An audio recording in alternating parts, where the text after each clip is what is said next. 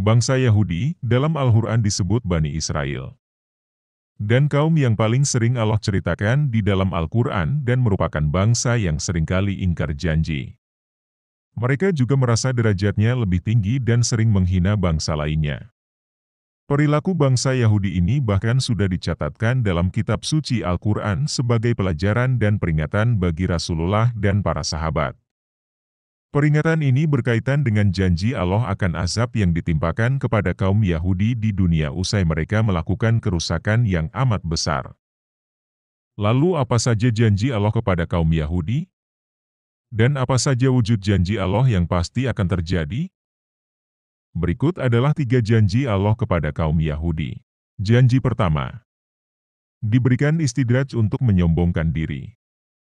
Sikap Yahudi yang kerap meremehkan dan merendahkan orang lain bukanlah kebetulan. Dalam Al-Quran dijelaskan tindak tanduk bangsa Yahudi. Sebagaimana firman Allah dalam Al-Quran Surah Al-Isra, ayat 4-8, yang artinya, "Dan telah kami tetapkan terhadap Bani Israel dalam kitab itu, sesungguhnya kamu akan membuat kerusakan di muka bumi ini 2 kali, dan pasti kamu akan menyombongkan diri dengan kesombongan yang besar. Maka apabila datang saat hukuman bagi kejahatan pertama dari kedua kejahatan itu, kami datangkan kepadamu hamba-hamba kami yang mempunyai kekuatan yang besar, lalu mereka merajalela di kampung-kampung, dan itulah ketetapan yang pasti terlaksana. Kemudian kami berikan kepadamu giliran untuk mengalahkan mereka kembali, dan kami membantumu dengan harta kekayaan, dan anak-anak, dan kami jadikan kamu kelompok yang lebih besar. Jika kamu berbuat baik berarti kamu berbuat baik bagi dirimu sendiri, dan jika kamu berbuat jahat, maka kejahatan itu bagi dirimu sendiri. Dan apabila datang saat hukuman bagi kejahatan yang kedua, kami bangkitkan musuhmu untuk menyuramkan muka-muka kamu.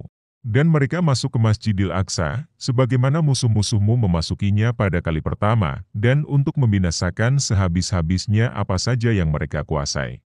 Mudah-mudahan Tuhanmu akan melimpahkan rahmat-Nya kepadamu, dan sekiranya kamu kembali kepada kedurhakaan, niscaya kami kembali mengazabmu, dan kami jadikan neraka jahanam penjara bagi orang kafir." Quran Surah Al-Isra, ayat 4-8. Janji kedua, diberikan istidraj untuk merusak.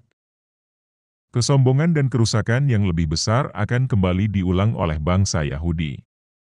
Hal ini sudah tertera dalam Al-Quran Surah Al-Isra, ayat 6. Dalam ayat tersebut Allah memberikan kesempatan kepada bangsa Yahudi untuk mengalahkan orang-orang yang pernah mengusir dan mengejar bangsa Yahudi keluar masuk negeri pada masa kerusakan pertama. Dalam ayat tersebut mengisyaratkan jika Allah memberikan kesempatan kepada bangsa Yahudi untuk mengalahkan orang-orang yang pernah mengusir dan mengejar bangsa Yahudi keluar masuk negeri. Bangsa Yahudi berhasil membalas sakit hatinya dan menduduki negeri Syam dan Palestina. Yahudi juga mengalahkan kaum muslimin di wilayah tersebut. Allah menunjukkan janji kedua kepada bangsa Yahudi setelah kehancuran yang pertama.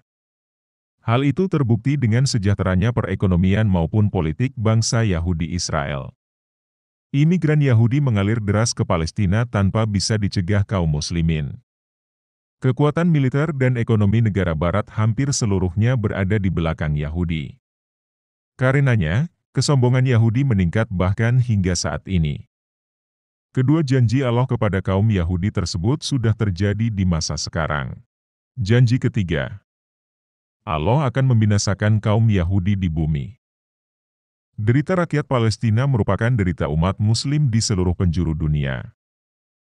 Kekejian bangsa Yahudi sesungguhnya hanyalah akan mempercepat datangnya siksaan dan hukuman Allah kepada mereka. Allah akan memastikan akan melenyapkan bangsa Yahudi dari muka bumi. Dalam kitab Taurat, Allah telah memutuskan bahwa Bani Israel akan memasuki bumi yang diberkati, yaitu Palestina. Bahkan di sana mereka akan mendirikan pemerintahan.